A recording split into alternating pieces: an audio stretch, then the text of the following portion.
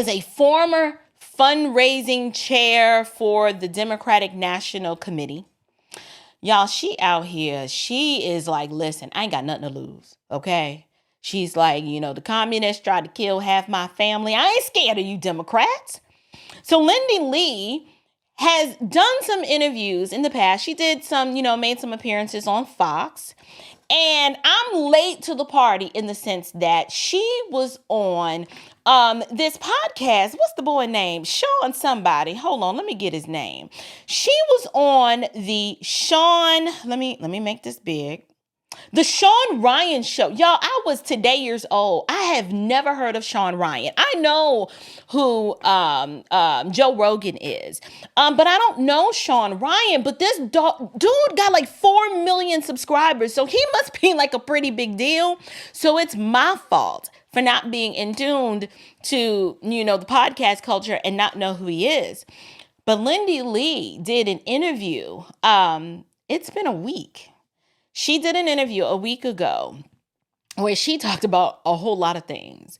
So as you can see from the thumbnail, we're going to talk about some booger sugar tonight. Yes, we're going to talk about Biden's booger sugar and how there is reason to believe that the powdery substance that was located in the West Wing of the White House possibly belonged to Hunter Biden. Did I say Joe Biden's booger sugar? I don't think it was Joe Biden's. Lindy is saying that based on what was going on in Hunter Biden's life at the time, him appearing to be clean and sober, he really wasn't. She thinks that was his booger sugar. But we don't, we're going to get into it because she's going to tell in her own words. We're going to talk about how you guys, for the last 4 years, we've been living through Obama's third term, and he was itching for us to suffer through another. What we're noticing is that power, all of this power, I want to say corrupts, absolutely, but I believe that these characters, these players that we're going to be discussing tonight, they were already corrupt. We've been lied to for so long that at this point, it was difficult to contain all of the lies. When if you understand the depravity of man and the sinful nature of the human heart, we can think of evil continually, right? If left to ourselves, apart from the redeeming and saving grace of Christ alone, none of us know the depths of the depravity that we will sink to. And more depravity begets more depravity. And so what we're going to witness tonight is the firsthand testimony of Lindy Lee, who is bearing all about what we all went through the past 4 years and lived through. And it's what so many of us were saying. I find it interesting that she talks about the mainstream media and how they were presenting this shareable narrative to the world. And those of us who live by the Spirit and whose eyes are aware to the signs of the times, we have been saying this. We're like, y'all this is Obama's third term. Joe Biden is not in charge. Joe Biden is cognitively declining or on the decline. I knew the man, had dementia. Because my mother has dementia. I know that look. They had the look in the eye. I know the behavior, the mannerisms, the gait issues, all of that was all encompassing. And while I absolutely do believe Joe Biden is corrupt and I did not like him as a politician, my heart wept every time I would see them prop that man up and attempt to present him to the world and then gaslight all of us and say, no, Joe is fine. Joe is just fine. He's as sharp as he's ever been. Y'all remember when Joe Scarborough was out on the television, on the stupid tube, trying to tell all of us that, and we all was just sitting there like, y'all are something else. I was like, these people are something else. Mainstream media has completely lost their credibility. So much so that Donald J. Trump, who is now the president, has now opened up his press room to independent influencers and podcasters because the American people are like, we can't trust legacy media anymore. We want to hear what regular people are reporting on the ground directly from the White House because we can't trust nothing that's coming out of none of these people's mouths. Just keep them honest. And so I thought that was a step in the right direction. We the people are the media. We the people are the press. So without further ado, I'm going to share my screen and we are going to, I've pulled, like, y'all pardon my desktop. I'm taking you in the kitchen. So we was cooking. You have some stuff a little sprawled out. Yeah, I wasn't cleaning that as I go. So what's on my desktop right now, we're going to get into some of these clips. And I don't know if we're going to get through all of them because this interview, you guys, was over an hour long. Like, Lindy was cooking for almost 2 hours. And y'all know, I can appreciate a good cook because I get on here, I'll go 2.5, 3 hours easy without a break. There's no potty break, no water break. I'm just in here, you know what I'm saying? Pots and pans, just cooking.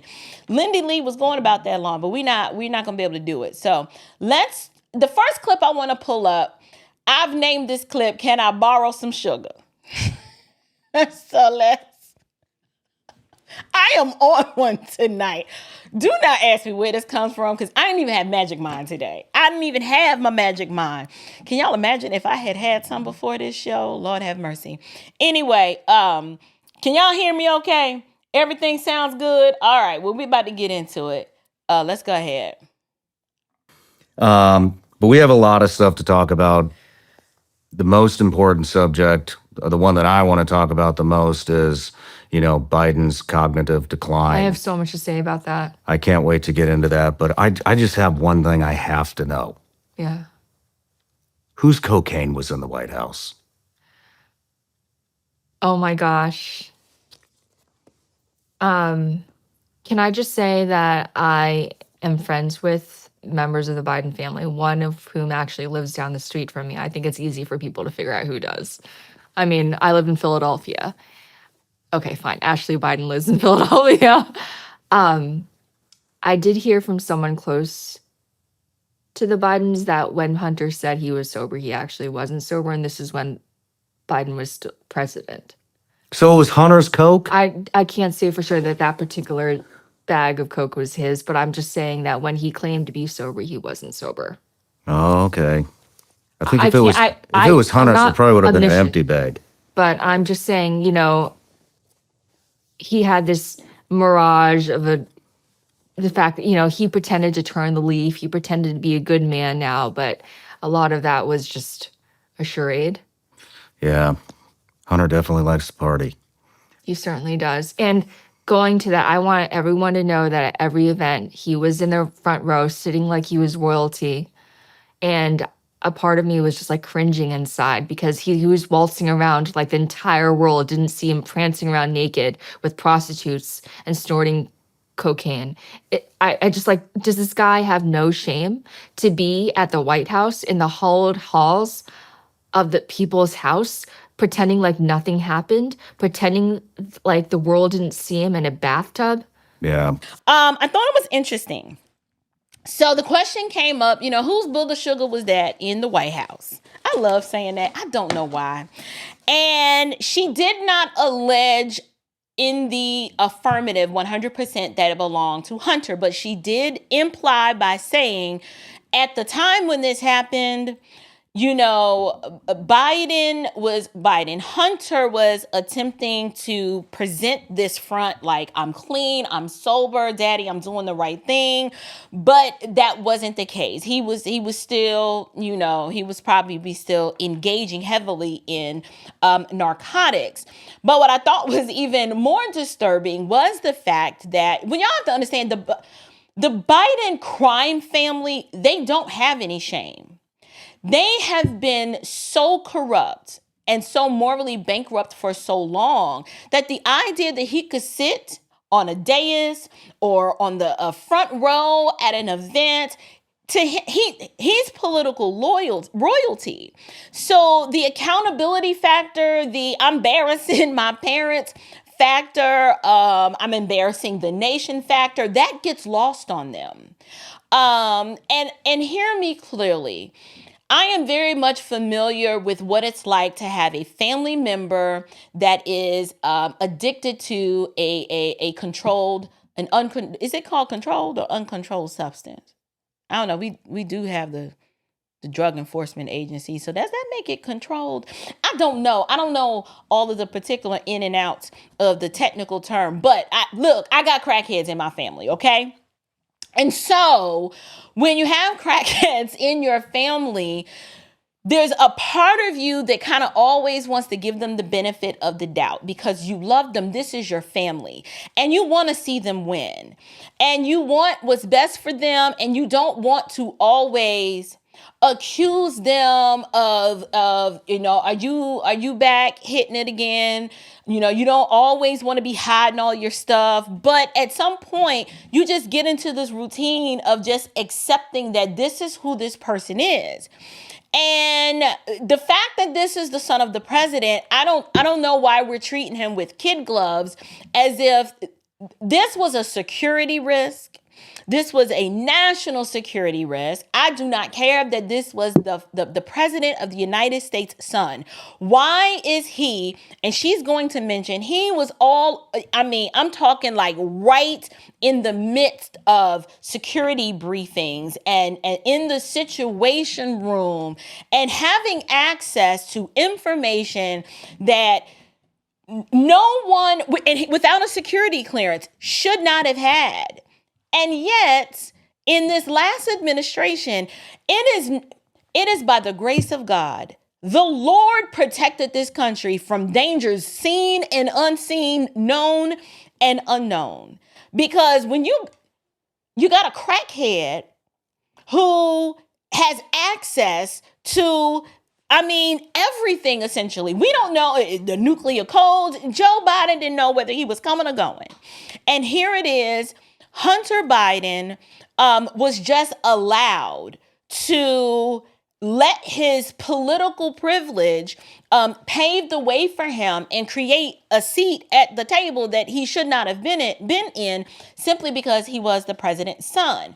Now, to be fair, I blame the American people for this. This is our fault. We have to eat this. You want to know why? Because we've known for a very long time that Hunter was a crackhead. Like, we knew this. Even though I will admit the mainstream media actively suppressed that truth by suppressing the Hunter Biden laptop story. And actually, Lindy is going to talk a little bit about that. She's not in this next clip that I pulled, but I just thought it was interesting that she talked about this person who lacks a security clearance was allowed to be literally in the midst of everything, and no one was saying anything. No one was saying anything. Do not tell me that there is not a double standard. There's no way this could have happened. A GOP candidate would have been allowed to move like this without the media just going ham and having a field day with it. This proves that there is incredible bias, and that even if you like my content for whatever reason, but you're a leftist and you like, I don't know why I keep watching her because I don't agree with nothing she says. But if you happen to be one of those and you're watching, common sense should click in and be like, this is not a constitutional republic anymore if the media is overwhelmingly actively suppressing information that could lead to my harm, like the nation's harm. You should be concerned, regardless of what side of the aisle you are on, knowing that a practicing crackhead was this close in the White House. And I'm telling you, when she cracks the code on just how involved Hunter Biden was, and then the whole Biden crime family syndicate, it's going to blow you away. Thank you so much for tuning into this episode of the Standard of Truth podcast. If you've enjoyed today's conversation, don't forget to check out the Standard Home and Living lifestyle store at standardhomeandliving.com. We've got everything from book studies, journals, and even podcast merch, so you can take a piece of this conversation with you wherever you go. And of course, be sure to follow me on Facebook, X, Instagram, and TikTok for more updates, behind the scenes, and daily insights. You can also stay connected at thestandardofTruthpodcast.com, where you'll find all the latest news and events, including live events coming to a town near you. Thank you guys so much for joining me today. Until next time, keep standing firm in the truth. Grace and peace.